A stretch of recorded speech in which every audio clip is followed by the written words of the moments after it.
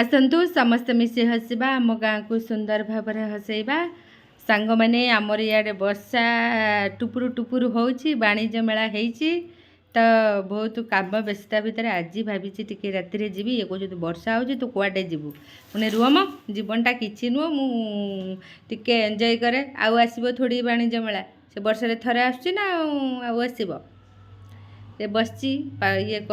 आज parlour customer सब घर भितर अच्छा से सब वर्षा टुपुर टुपुर होचे जड़े जड़े किए आसुँच आईब्रो करते है सांग मैंने मोर बसी बसिले तो कौन कौन सब भावना आसे मुझे चल चंचल सब बेले थाए ना कि मन मस्तिष्क सब बेले थाए तो कौन कौन सब जमी बसिले मत कि लिखा भल लगे बहुत दिन है मोर हाथ लेखा लिखिनी लिखी नुआ वर्ष भावुची घर काम इे सियाड़े काम करी थकीगले मुझे देखिए चेष्टा करी आगे टिके बुली बुलाइकी पलि आसाए है तो पुरी पलाऊँच बुली 24 तारीख 24 25 26 3 दिन हूँ पुरी रे एंजॉयमेंट 27 तारीख रिटर्न आ नुआ वर्ष सेलिब्रेशन करी सांग मैंने मजा मस्ती ढेर सारा एंजॉय नुआ वर्ष को स्वागतम तो नुआ वर्ष किसी सेलिब्रेशन करुँची जनवरी 1 तारीख संध्या 6टा आसवे समस्ते किसी गोटे खास कार्यक्रम रखी नुआ परिचय नुआ परिचय नहीं परिचय सेम अच्छी बृंदा काली जाते आज से किंतु सबू लोक को चिन्हवा जमी कहते ना कि खराब पछरे भल थाए तो थैंक यू से कहबी जो मैंने मत से भितर जो असल रूप को देखी मोर गोटे नुआ परिचय देती जनवरी 1 तारीख संध्या 6 मु सेलिब्रेशन करी रहा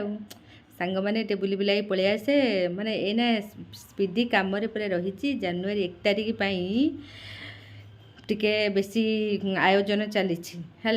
आमर भोजी हम ब्याच भोजी सी अलग जो मझे भोजी होता मटन भोजी से आम भोजी नुह आम सुपरभाइजर मैडम तांकर प्रमोशन ना प्रमोशन नुह रेगुलर होता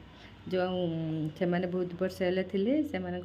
रेगुलर हो नाला तो तांको आम खाली मजार कहीदेलु मैडम आपणकर जेबे हम कहले मोर होनी कहते कहली हम आम पाखे थिला हम जेबे हम आमको गोटे भोजी देवे मटन भोजी तो सहीटा कहीदेलु तो से मटन भोजीटा देते आमर भोजी है भूणी मानकर तो भौणी मानकर जानुआरी करी आगे टे मजामस्ती सेलिब्रेशन मु जनवरी 1 तारीख खास कार्यक्रम करुच्ची सब चली मोर योजना तो से टे व्यस्त अच्छी रही ta-ta bye bye see you पूरी बुलिकी पलि आसे सांग मैंने ठंडा पाग बसिक ढेर सारा कथा होगली आ बहुत दिन है गोटे कविता लिखापी इच्छा अच्छी से कवितार मोर सबू स्टोरी मुझे लिखी है 1 तारीख पर एवं व्यस्त अच्छी व्यस्त भितर किसी इच्छा हुए लिखापी